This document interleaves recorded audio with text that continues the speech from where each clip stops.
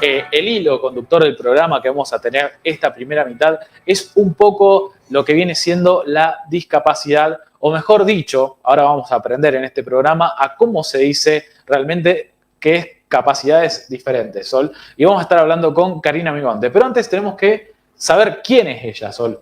Sí, Karina Vimonte, licenciada en Comunicación Social. Ella es fundadora de la Fundación CODIS y nosotros, Enterados, te hace una presentación conforme a la entrevistada que tenemos el día de hoy. Nacida en Caballito, Buenos Aires, Karina Vimonte es una referente en la comunicación inclusiva y una pionera en naturalizar la discapacidad en los medios. Con una carrera multifacética y una vocación por el cambio social, su trayectoria es un ejemplo de compromiso con la diversidad. Licenciada en Comunicación Social por la Universidad Nacional de La Matanza y en máster en Discapacidad e Inclusión, Karina se ha formado en distintas disciplinas. A lo largo de su carrera ha trabajado incansablemente para cambiar la percepción de la sociedad sobre la discapacidad. En 2008, Karina lanzó Somos lo que hacemos, el primer y único programa multimedia dedicado a la visibilidad de las personas con discapacidad. Desde entonces ha dirigido y conducido el programa, integrando la temática de manera natural en los medios. Su enfoque inclusivo, acompañado de una intérprete de lengua de señas, ha marcado un antes y un después en la televisión y en la radio argentina. Su labor ha sido reconocida en numerosas ocasiones. Ha ganado el prestigio del Premio Martín Fierro Federal como Mejor Conductora Femenina en varias ediciones y ha sido distinguida con el doctorado honoris causa en 2022 por su trayectoria profesional. También ha recibido premios internacionales por su dedicación a la inclusión. Karina Vimonte. Karina Vimonte, somos lo que hacemos. Quiero compartirlo con todas las personas que tienen discapacidad. No, con aquellas personas que a través de la acción demuestran que pueden ser lo que elijan ser, que para involucrarse con esta temática no es necesario tener una discapacidad. No solo ha brillado en los medios, también ha fundado la Fundación CODIS, que promueve el cambio en la mirada social hacia la discapacidad. Como conferencista internacional, escritora e investigadora, ha llevado su mensaje a través de charlas motivacionales y capacitaciones en empresas y organizaciones. Su legado continúa marcando la diferencia, mostrando que la comunicación puede ser una poderosa herramienta para el cambio social. Conocíamos un poco, Sol, de nuestra entrevistada que ya está acá con nosotros, que dio conferencias en México, conferencias en un montón de lados, pero hoy va a ser una pequeña conferencia acá con nosotros en vivo por videollamada. La tenemos ya a Karina Vimonte. ¿Qué tal, Karina? ¿Cómo estás? Un gusto que estés acá con nosotros. Hola, Nico, Sol. Bueno, qué linda presentación. La verdad que me sorprendieron. Hermosa. Muchísimas gracias. Desde ya me encantó. Un poco ahí plasmaron la esencia de lo que venimos haciendo hace tantos años, como ustedes decían, para naturalizar, hablar de discapacidad y para llegar a la población en su conjunto. Exactamente. Bueno, y comenzar preguntándote cómo es que vos decidís hacer de tu vida justamente ayudar a la visibilidad de las personas con discapacidad. ¿Cuál fue ese momento que te dijiste, es por acá? Bueno, yo siempre digo que las cosas que nos van sucediendo en la vida a veces no las entendemos demasiado y después cuando va pasando el tiempo uno como que va comprendiendo que nada fue casual. Y yo, paralelamente a lo que es mi profesión en los medios de comunicación, me dedico también a la actividad física. Soy también formadora en ese sentido y viviendo en Buenos Aires en el año 2004 y trabajando no solo en los medios, sino también en diferentes gimnasios, me surge esta propuesta de dar clases de gimnasia en un centro de día, que en ese momento trabajaba con jóvenes con síndrome de Down y con discapacidad intelectual. Y claro, mi primera contestación fue que no, porque yo no tenía ninguna experiencia previa en el trato directo, ¿no? Con muchachos con alguna condición de discapacidad intelectual y demás. Pero bueno, acepté el desafío. Y eso fue para mí transformador, porque no solo que empecé a descubrir todas estas capacidades y potencialidades que tenían los jóvenes asistiendo a un taller de este tipo, digamos, recreativo, sino también cómo ellos podían quizás hasta ir por más cuando empezamos a implementar un taller de radio. Al año siguiente yo les propuse a las directoras, yo estaba terminando en ese momento mi formación universitaria, ¿por qué no jugábamos a esto de hacer un programa de radio, a ver qué pasaba con estos jóvenes como protagonistas de un medio? Y bueno, y así sucedió. En ese momento generamos una producción que, bueno, vamos a aclarar que no había a disposición tanta tecnología como tenemos hoy, era todo mucho más precario, yo iba con mi grabador de periodista, un micrófono, la compu, grabábamos, empezábamos a entender qué era esto de hacer un programa. Y bueno, ellos lograron tener su propio espacio, que no era un programa de discapacidad, era un programa de radio que hacíamos una vez por semana, claro, en vivo, en una FM comunitaria. Y bueno, ellos fueron mi material de investigación durante 3 años prácticamente. Estuve viendo qué sucedía con cada uno de estos jóvenes y mi tesis en la universidad fue gracias a todo lo que yo fui vivenciando con estos jóvenes y que bueno, fue como el puntapié para que yo después en el 2008 decidiera crear Somos lo que hacemos, que es esta propuesta que hoy ya es 100% televisiva, que hacemos desde la ciudad de Rosario y que bueno, que nos ha brindado tantísimas satisfacciones en el camino. Claro, y justamente, Karina, vos mencionás a los chicos con síndrome de Down y comenzar ya preguntándote también ya de cómo tratar a la gente con discapacidad, pero antes que nada, ¿está bien dicho discapacidad porque mucha gente dice así o es mejor decir capacidades diferentes? Mira, hay todavía mucho desconocimiento, ¿no? Y pasa que a veces se quiere ser políticamente correcto y no se quiere utilizar la palabra discapacidad, entonces empiezan a aparecer eufemismos o ciertas cuestiones que ahí generan todo lo contrario, ¿no? En vez de concientizar a favor de, termina siendo contraproducente. Si yo digo capacidades especiales y buscamos el significado de lo que eso, ¿no?, quiere transmitir, ¿qué significa tener capacidades especiales, no? Uno piensa en un superhéroe, ¿no?, que por ahí claro, puede generar cosas que no son de este mundo. Entonces, no es adecuado decir capacidades especiales ni tampoco capacidades diferentes, porque si hablamos de lo diferente, en algún punto todos lo somos. De hecho, esa es la base de lo que nosotros promovemos, que nadie es igual a nadie y que cada uno tiene su propia particularidad de ser y de estar en este mundo. Entonces, la forma adecuada, y no es la que yo digo, sino es la que establece la Convención desde el año 2008, la Convención Internacional de los Derechos de las Personas con Discapacidades, anteponer siempre la palabra persona. Fíjense lo que vino a traer desde la normativa la Convención, que quienes tienen discapacidad son ante todo personas. O sea, si uno se pone a pensar qué eran antes de eso, ¿no? Cuando hablábamos de un modelo de prescindencia donde las personas con discapacidad ni siquiera tenían que ser parte de este mundo, o desde un modelo médico rehabilitador donde las personas con discapacidad eran consideradas enfermas, ¿no? Hoy uno se pone a pensar y decimos, alguien con autismo, alguien con síndrome de Down, no puede ser considerado alguien enfermo. Sin embargo, hoy estos modelos que uno ya quiere pensar que desaparecieron, aún coexisten dentro de lo que es el modelo social y de derechos, pero bueno, entender que la forma adecuada es persona con discapacidad, persona Ajá. con discapacidad motriz, persona con discapacidad visual, persona con discapacidad auditiva, persona con síndrome de Down, persona ciega, o sea, siempre anteponer la palabra persona. Claro. Sí, y con respecto a eso, Karina, yo te quería consultar, justamente nos estamos entrando en lo que tiene que ver con la sociedad y estos momentos, el presente. ¿Cómo ves a la Argentina? O sea, ¿sentís que es un país que en cuanto al estigma bajó demasiado? ¿Cómo lo estás encontrando? Bueno, esto que me ha dado este camino, que fue la posibilidad de traspasar fronteras con el programa, el fuerte uso que nosotros desde siempre hicimos de la tecnología, el poder llegar a otras culturas, a otras ciudades, bueno, ha hecho que yo también pudiera viajar brindando capacitaciones, talleres, seminarios. Bueno, estoy así un poquito con la voz, no 100%, porque acabo de llegar de un viaje en México, Estados Unidos, y bueno, me ha afectado un poco el cambio de clima entre vuelos y vuelos.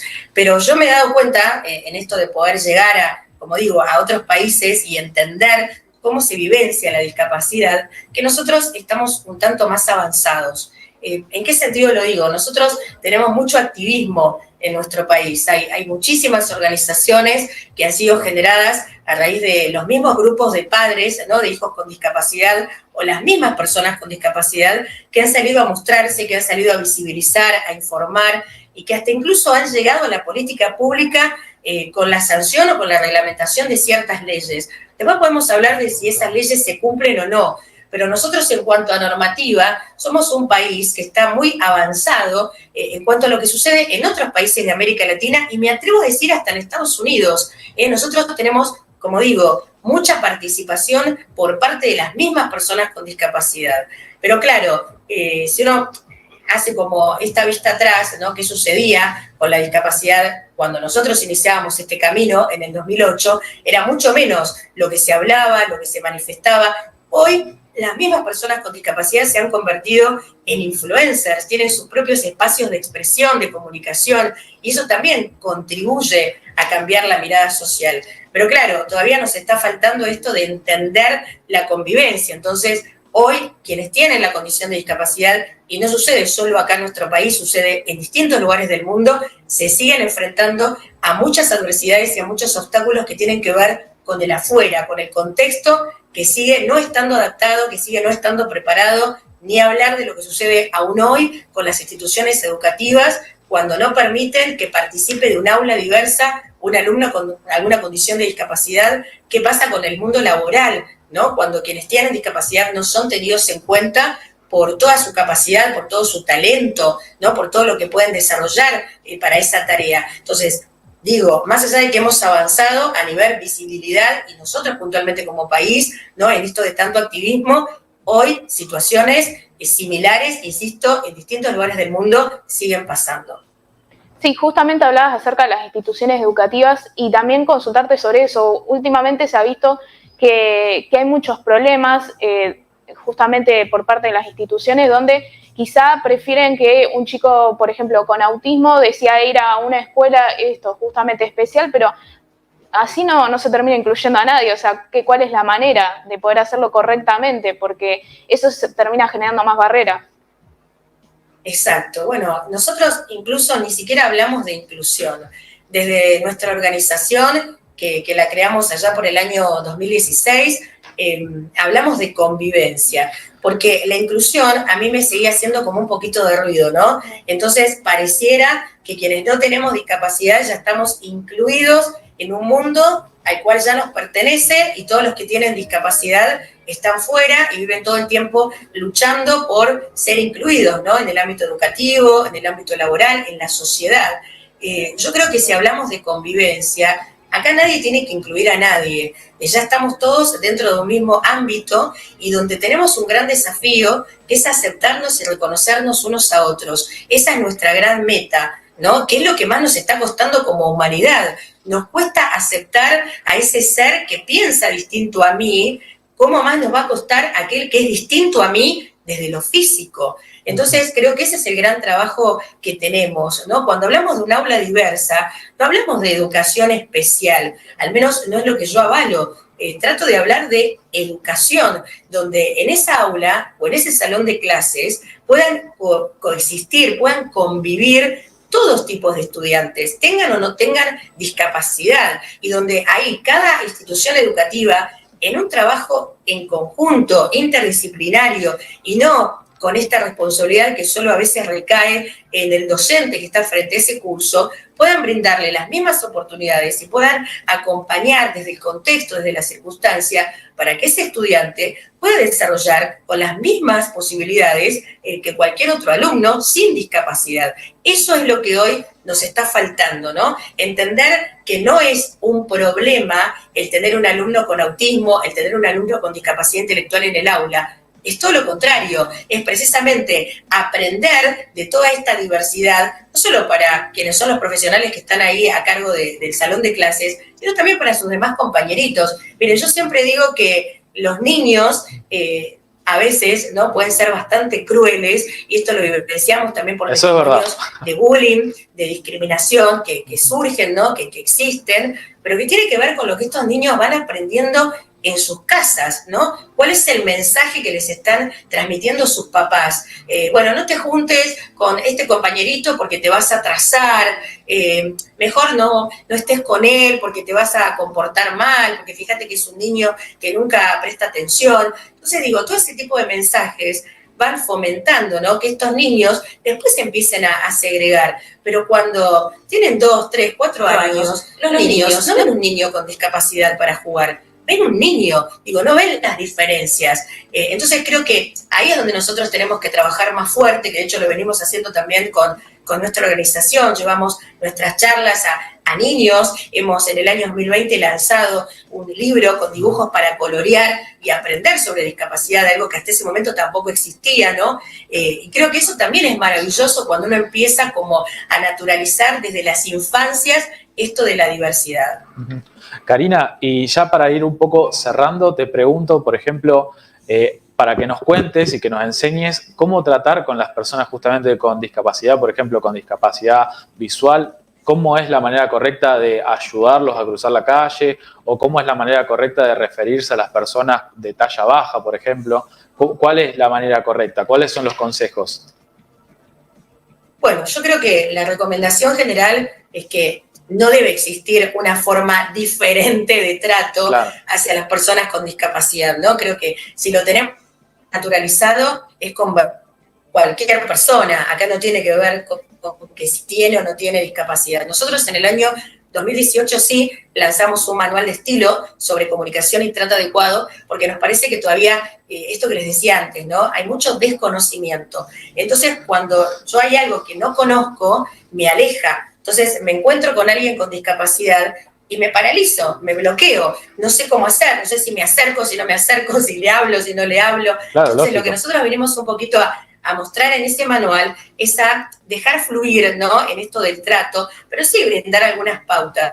Yo creo que uno no tiene que dar nada sobreentendido, uno no tiene nunca que subestimar. Hay muchas personas con discapacidad que tienen un nivel de autonomía y de independencia casi al 100%, ¿no? Entonces no es que yo tengo que pensar que porque tiene discapacidad lo tengo que ayudar.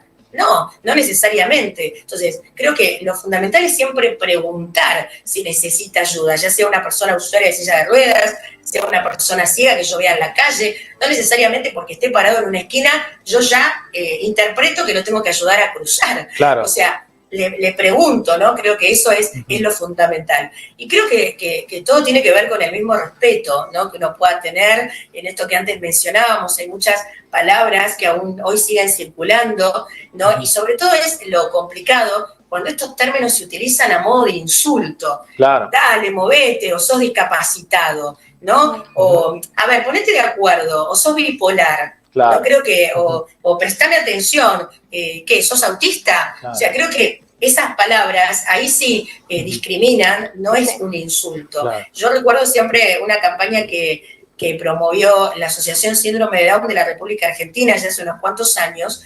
Cuando decís mogólico, no estás insultando, estás discriminando. Y es una palabra, es un término que durante muchos años los adolescentes solían utilizar de modo recurrente, ¿no? Permanentemente acá se los escuchaba. Bueno, hoy es cada vez menos. Hoy parece como que está más de moda el término autista. No lo mismo. Esto no es para insultar. Tenemos que derribar toda esa serie de cuestiones que tienen que ver con lo comunicacional y que pueden afectar tanto. Y vos lo decías antes, Nico, el término persona de talla baja no es muy conocido. Claro. Habitualmente a las personas que se dedican a trabajar en el circo, fíjense cómo culturalmente estemos impuestos, ¿no? Que quienes nacen con esta condición tienen que ser siempre el sinónimo del chiste, de la burla. No, claro. Personas de talla baja o personas de baja talla que si eligen ir a trabajar al circo, lo podrán hacer, como también se podrán dedicar a distintas cuestiones en la vida. Claro. Karina, entonces digo, ¿cómo? Mira, tremendo. Acá en el chat nos hace una pregunta para que conteste ya también para ir cerrando rápido. Nos pregunta la gente, ¿por qué no hay un lenguaje de señas universal? Bueno, eso tiene que ver con la particularidad de cada país. Primero quiero aclarar que no es lenguaje de señas, es lengua de señas. Ajá. ¿Sí? La forma correcta. Y sí, muchas veces los intérpretes en lengua de señas son personas que se han preparado muchísimo para poder realizar su tarea y no son tenidos en cuenta. ¿En qué sentido lo digo? ¿Cuántos medios de comunicación desde lo audiovisual vemos con la incorporación de un intérprete en lengua de señas? Muy pocos. Lamentablemente ese es el puente y es el nexo de comunicación para las personas con discapacidad auditiva. Muchos empresarios de los medios argumentan, bueno, pero está el subtitulado automático, ¿no? Que activen ahí el closed caption.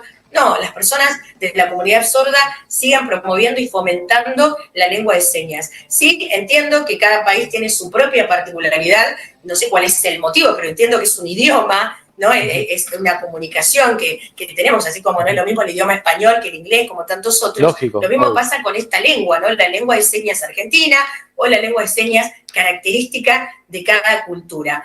Y sigue sucediendo esto en distintos lugares del mundo, insisto, ¿no? Cuando a veces las personas de la comunidad sorda quieren acceder a muchísimos espacios, no cuentan con esta posibilidad, ¿no? Entonces, por eso es tan necesario seguir trabajando en pos de esto, en que haya cada vez más espacios y ámbitos accesibles para todos. En este sentido, la Argentina viene trabajando muy fuerte. Hoy por hoy hay hasta aplicaciones que las personas se pueden descargar de manera gratuita. Bueno, voy a nombrar a una, Señas en Acción, por ejemplo, que es una organización de la Ciudad de Buenos Aires que viene trabajando ya hace unos cuantos años con esta posibilidad, ¿no? De que las personas con discapacidad auditiva fácilmente se descarguen una aplicación, y en cualquier ámbito que quieran acceder se cuentan con un intérprete. Exacto. Pero digo, es todavía mucho el trabajo que hay que hacer para que ninguna persona quede fuera de la elección que hace a poder participar de las distintas áreas de la vida. Claro. Sí, totalmente. Karina, bueno, muchísimas gracias, la verdad, por todo lo que nos has mostrado, porque es muy importante y es como vos decís, hay mucho desconocimiento en todo este mundo, así que te agradecemos, gracias por mostrarnos cómo deben ser las formas y gracias por mostrarle también a la gente que nos ve cómo se debe justamente tratar este tema. Así que muchísimas gracias por estar acá. No, bueno, yo les quiero súper agradecer porque cada vez que nos invitan a poder hablar de lo que hacemos, de lo que venimos promoviendo hace tantos años desde los medios de comunicación es fabuloso. Así que esto, agradecerles una y mil veces por el interés. Me encanta que, bueno, que ya son prácticamente profesionales, que también tengan esta importancia, ¿no? de dar visibilidad a estas temáticas, así que les deseo lo mejor en todo lo que emprendan y bueno, y a disposición cuando así lo requieran. Un abrazo grande. Bueno, muchísimas gracias. Ahí la escuchábamos a Karina Vimonte, muy interesante todo lo que contaba. Licenciada en Comunicación Social, decimos nuevamente, fundadora de la Fundación CODIS, donde justamente nos hablaba de ir cambiando un poco los términos, de hablar acerca un poco más de que dentro de todo Argentina es un país que no tiene un estigma tan alto quizás como en otros países, pero estas cuestiones, en vez de inclusión, convivencia, en vez de lenguaje, lengua de señas, un montón de temas que uno los pasa de largo en su vocabulario normalmente cotidiano y que en realidad suma y es importante. Exactamente. Bueno, también lo que suma es que nos sigan en las redes sociales, síganos en Yeser Multimedios en YouTube y Yeser Multimedios en Instagram. Estas son nuestras redes sociales, que en Instagram estamos subiendo clips, historias y también encuestas para que ustedes puedan participar en los futuros programas